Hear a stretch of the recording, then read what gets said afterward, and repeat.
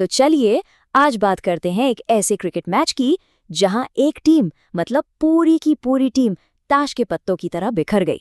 जी हां, आज हम देखने वाले हैं राजस्थान रॉयल्स और लखनऊ सुपर जायंट्स के बीच हुए उस मुकाबले को जिसमें एलएसजी की बैटिंग भाई बुरी तरह से फ्लॉप हो गई।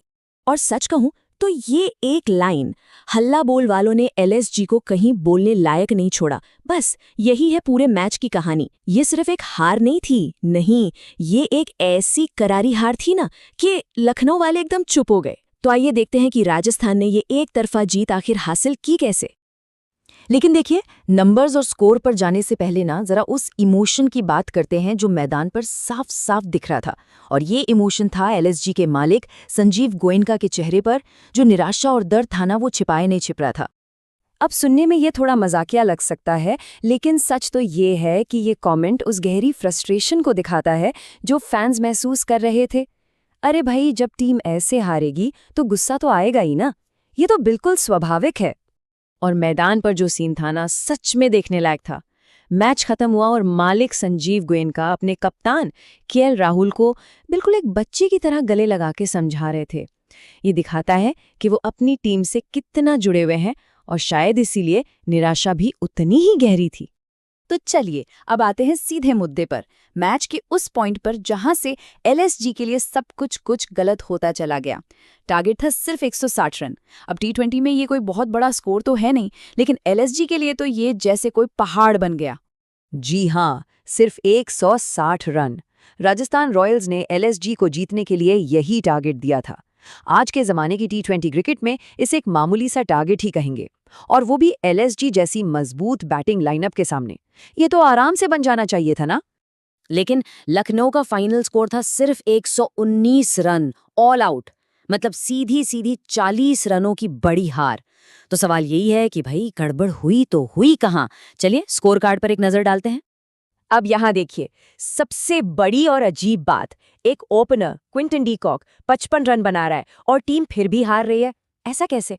क्योंकि मिडिल ऑर्डर ने पूरी तरह से धोखा दे दिया। केएल राहुल और माकरम जैसे बड़े बड़े नाम 0 पर आउट हो गए और बस वहीं पे टीम की कमर टूट गई। लेकिन रुकिए, ये कहानी सिर्फ एलएसजी की खराब बैटिंग की नहीं है। अरे सिक्के का दूसरा पहलू भी तो है। इसका पूरा का पूरा क्रेडिट राजस्थान रॉयल्स के गेंदबाजों को भी देना ही पड़ेगा, जिन्होंने इस जीत की कहानी लिखी। और ये शब्द हाई क्लास फास्ट बॉलिंग बिल्कुल परफेक्ट है उनके प्रदर्शन के लिए।